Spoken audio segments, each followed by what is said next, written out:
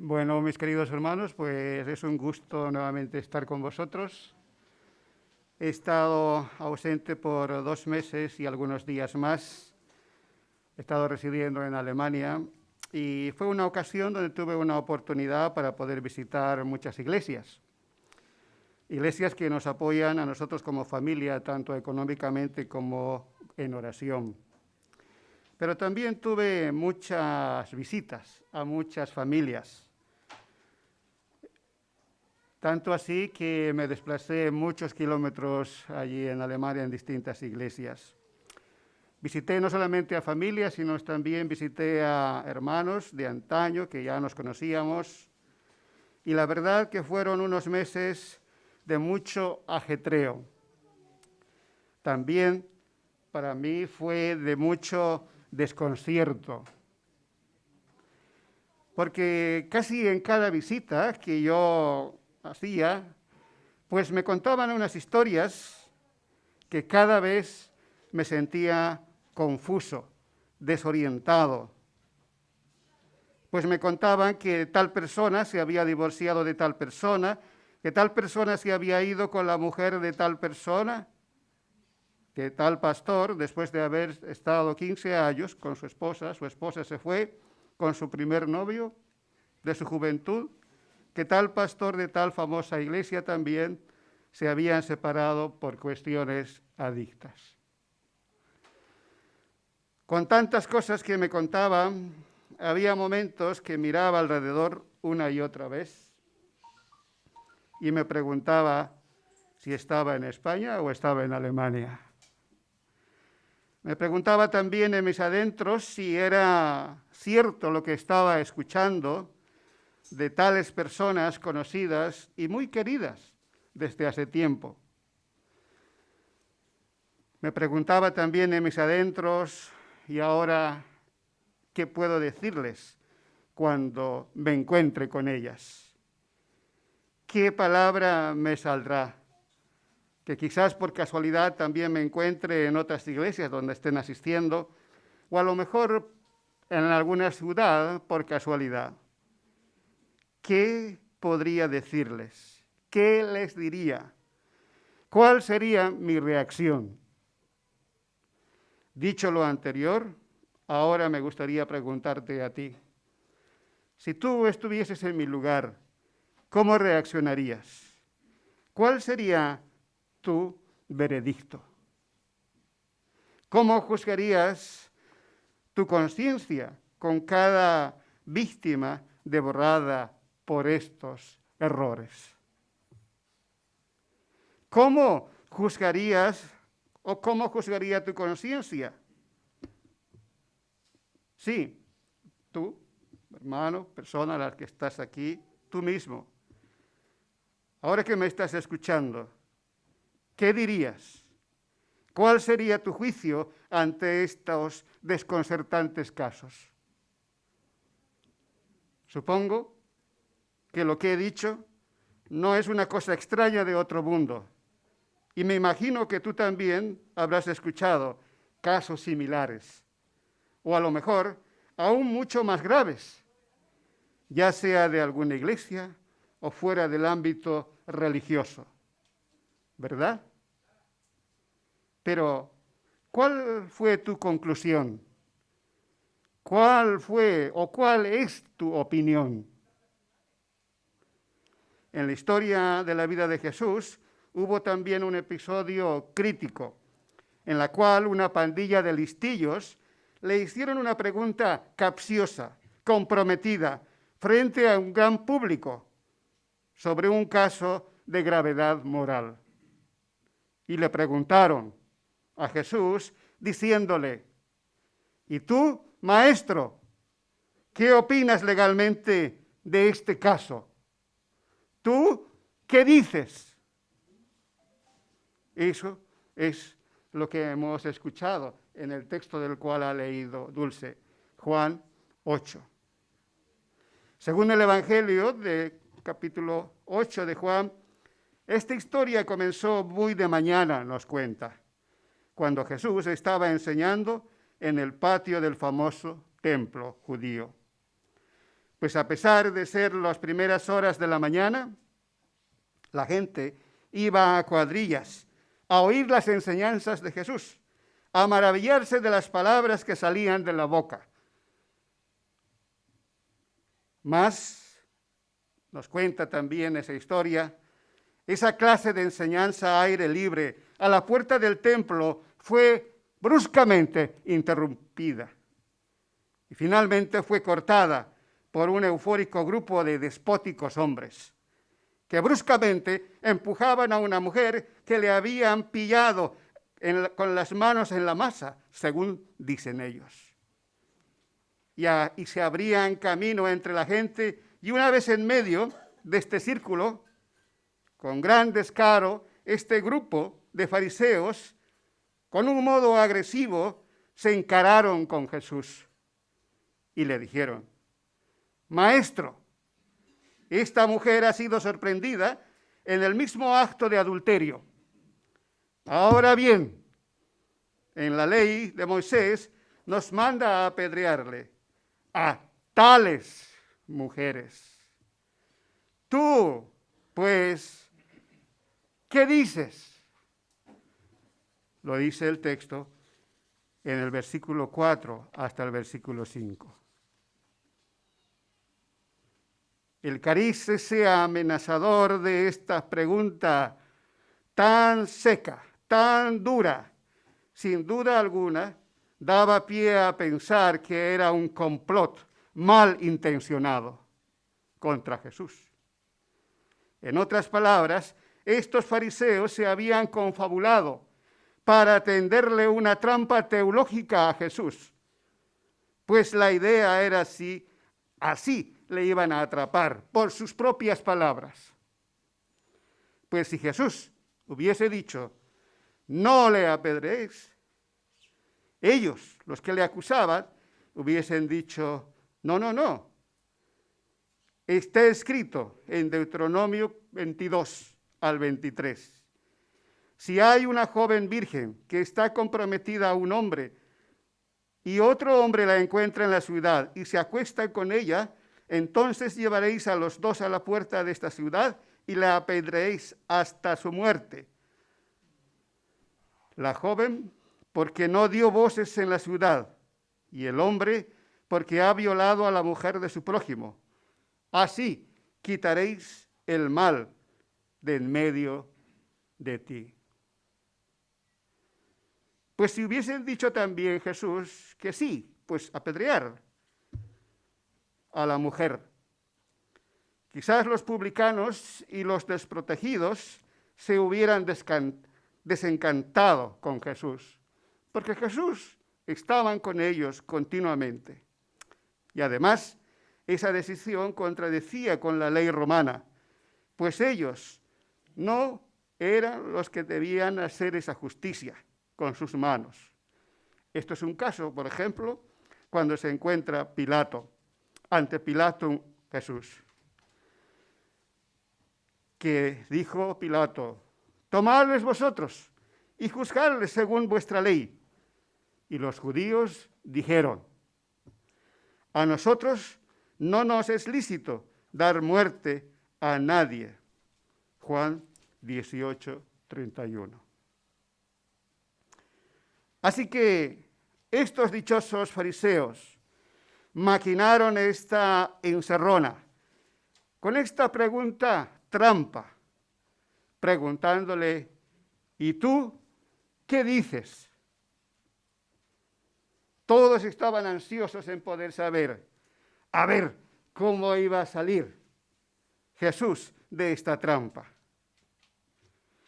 No hay duda que ese medio ambiente también estaba caldeado, tenso, candente sobre esta pregunta que le habían hecho los fariseos.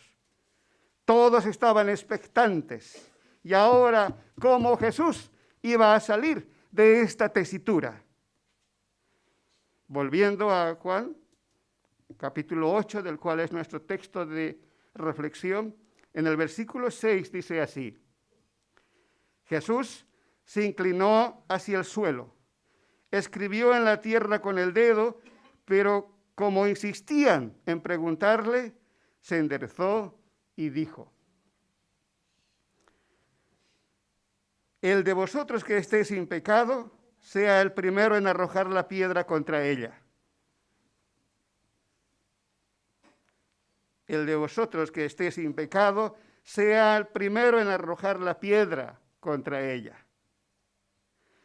Con esta magnífica clase de respuesta puso Jesús a los mismos acusadores en las garras del gran dilema.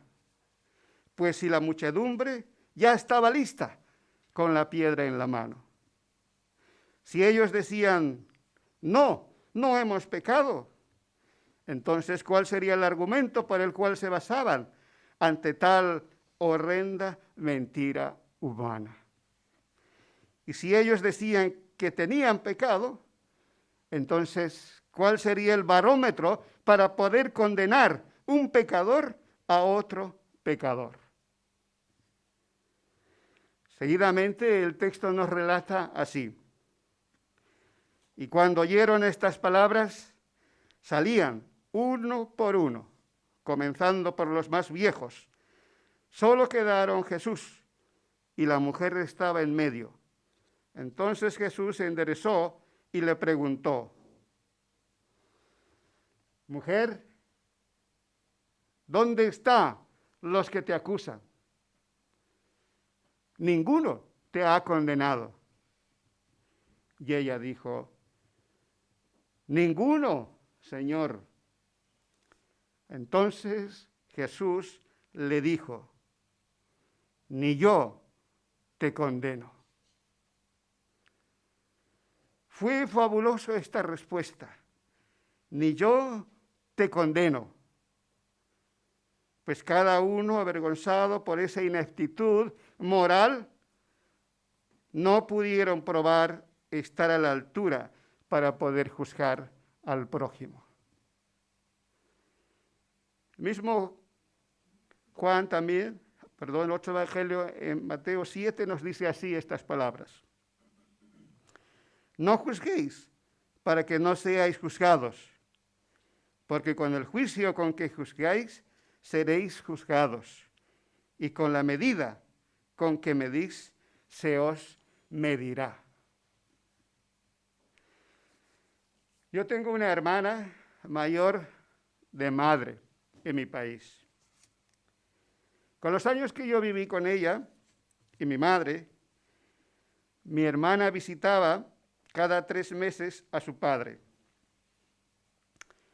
Y cuando necesitaba algo urgentemente, naturalmente que iba.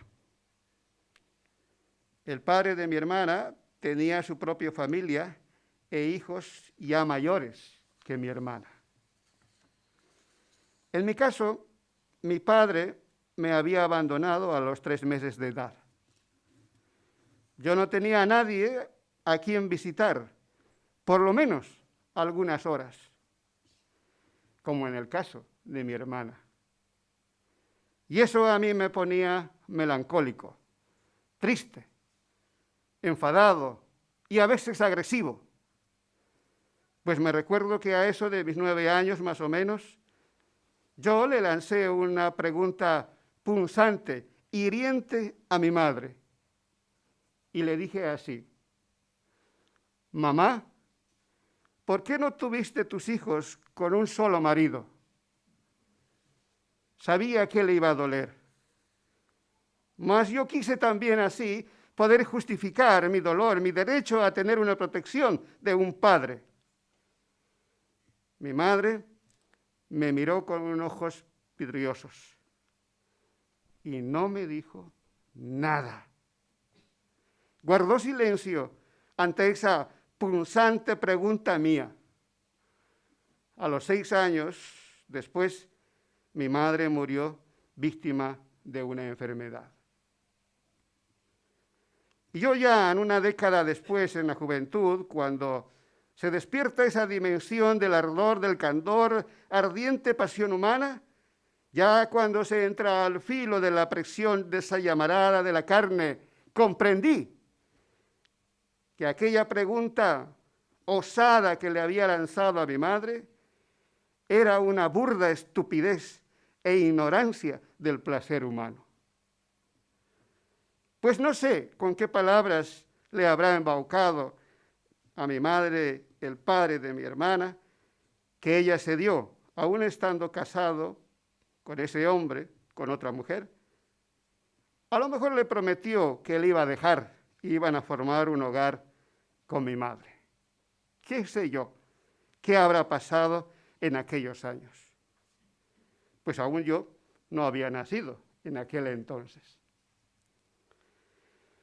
Por otra parte también, no sé qué historia le habrá calentado la oreja mi padre a mi madre, soltera con una hija, huérfana también ella, por desgracia, desde niña, que accedió a pasar al otro lado del umbral de la pasión humana.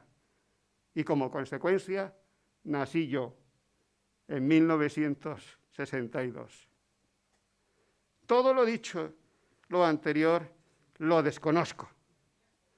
Es más, el 2017 viajé a mi país después de unos 35 años. Esa vez fui a visitar a mi sobrina, hija de mi hermana, que ya estaba en su fase terminal. Pues ya estando en mi país, yo me propuse actualizar mi DNI.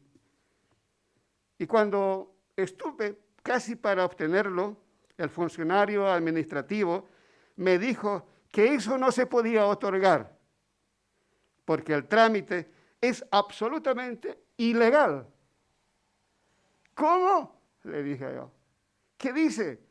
¿Por qué es ilegal? Le repliqué yo. El funcionario me dijo, es que usted tiene 2 partidas de nacimiento. Una donde su padre le había reconocido y otra donde yo figuraba siempre con un solo apellido de mi madre. Oiga usted, le dije, mire al funcionario, yo no sé en qué berenjales se habrá metido mi madre con mi padre y cómo se habrá resuelto la vida. La cuestión es que yo me he llamado así toda mi vida. He tenido este apellido, así que usted me da mi DNI y ya, Santas Pascuas. El hombre se negó rotundamente y me dijo que eso es una solución por vía judicial, porque hay casos que pueden tener herencia. Yo le dije, pero si no tengo ninguna herencia alguna y nunca he visto a mi padre. Nuevamente me vino a la mente aquella horrible y punzante pregunta que le hice a mi madre. Pero ya mirando al cielo y pidiéndole perdón por haber sido tan ofensivo en juzgar de un modo ignorante las cosas del corazón humano. Por eso les digo a los adolescentes, a los jóvenes, a los hijos, que son el resultado de quizá matrimonios fracasados y finalmente rotos. No sean crueles con sus juicios a sus padres. No critiquen. En el fondo de sus corazones quizás buscáis acusaciones de juicio. No os compete juzgar esas cuestiones morales, donde uno no ha estado presente. Y si hubiese estado presente, tampoco hubiese sido la persona que nos hubiésemos tomado esa decisión. Estas cuestiones solo se quedan entre los padres y Dios, porque cada uno es responsable de su vida moral. Más nosotros, como hijos, es el de respetar sin discriminación alguna a cada uno, tanto el padre como la madre, y amar a ambos como Dios manda y punto. No hay más. El texto después dice así, en Juan 7. ¿Por qué te fijas en la astilla que tiene tu hermano en el ojo y no le das importancia a la viga que está en el tuyo? ¿Cómo puedes decir a tu hermano, déjame sacarte la astilla del ojo, cuando tienes una viga en el tuyo? Hipócrita, saca primero la viga de tu propio ojo y entonces verás con claridad para sacar la astilla del ojo de tu hermano. Cuando escuchamos y vemos tantos casos de las familias rotas, divorcios, abandonos y otras cosas tremendas e injustas, no podemos negar que nuestra actitud interna de nuestro corazón rápidamente se presta a poder juzgar a esas personas. Y muchas veces quizá con un espíritu como esa multitud de los fariseos, aquellos contra la mujer adúltera. Ese espíritu arrogante, hipócrita, muy distante del amor y de la benevolencia de Jesús. Volvamos al texto para ver cómo reaccionó Jesús en esta historia. Algo que era muy distinto a este grupo de hombres. Los fariseos, ellos arrastraron a la mujer como prisionera. Jesús le trató como una persona libre. Ellos la usaron a la mujer como un objeto de conveniencia para sus propios propósitos mezquinos. Jesús, desde un momento, le respetó a la mujer como un ser humano, desde un principio hasta un final. Ellos solo veían la inmoralidad de su presente. Justamente ellos dijeron así: esta mujer ha sido sorprendida en el mismo acto. Pero Jesús miró su futuro y le dijo: mujer, vete, desde ahora no peques más. Ellos estaban listos para apedrear a muerte y Jesús estaba listo para salvar de aquel atropello físico y espiritual. Jesús, en este caso, juzgó de una manera, y de esta manera nos enseña, con benevolencia, con misericordia, con clemencia y amor de Dios. ¿No os parece que así también nosotros deberíamos proceder con nuestros hermanos que están pasando por estas pruebas?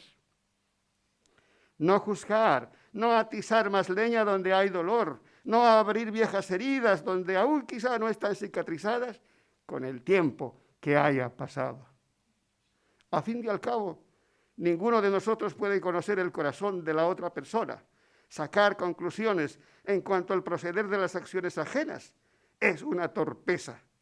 Entrar en este mundo de las emociones, de las vicisitudes morales, que esta vida nos es complicado. Por tanto, juzgar las acciones morales ajenas es echarse el juicio de Dios sobre uno mismo. Suficiente es ya que Dios nos ha perdonado nuestros pecados por estar dando nosotros quizás con nuestros académicos veredictos, como si fuésemos jueces, igual que Dios. Este privilegio y veredicto solo le pertenece al Creador de todo el mundo. Nuestra responsabilidad no es más ni menos de llegar a la estatura de Cristo. Así que mi deseo en esta mañana, tanto para vosotros como para mí, es que nos esforcemos a parecernos igual que Jesús. En la manera en que procedió cuando hizo esta pregunta aquel grupo. La manera, la forma, el modo es este: benevolente, misericordioso, clemente, lleno de amor de Dios, Padre para todos y mucho más para los de la familia de Dios. Yo os invito, mis hermanos, que nos despojemos del viejo hombre. Dice así también un texto de esta manera: Jesús fue entregado según el determinado propósito y el previo conocimiento de Dios por medio de la gente sin la ley de Dios en sus corazones. Nosotros lo matamos clavándole en la cruz. Para finalizar, iba a entrar a la Santa Cena. Os invito a escuchar una canción El propósito es que mientras escuchéis, busquéis el perdón del Padre. Y así, de esta manera, nos despojemos de ese viejo hombre. Una vez hecho esto, y está en paz con el Señor, vistámonos entonces del hombre nuevo, participando tanto del pan como del vino. Y así, de esta manera, también agradecer esa misericordia y esa benevolencia que ha tenido con nosotros. Amén.